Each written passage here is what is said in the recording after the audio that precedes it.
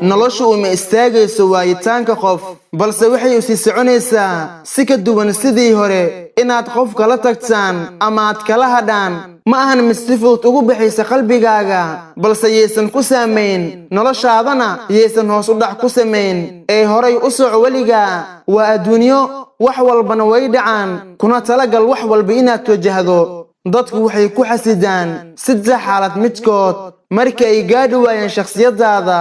markii ay ka caajisaan inay adiga ku gaadhaan iyo inay mar kale awoodi waayaan inay adiga ku soo gaadhaan aarsigu waa dhaqanka ugu xun ee maskaxdaada ku fikirto haddii aad caado ka dhigatana gebi ahaanba meesha ka saarta jiritaankaaga qof kasta kuma qancayo qaayahaaga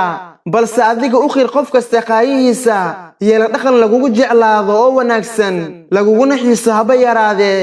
ma rabtaa inaad ku noolaato farxad hadday jawaabtaadu tahay haa qofna weligaa ha ka xumaan inay dadka ku wada fahmaan marnaba ha u xaqirin naftaada dadka adigu qalad ma lihid uga tag aamusnaan maalmaha ayaa ugu filan inay ku cibro qaataan ayagaana garan doona qofka aad ahayd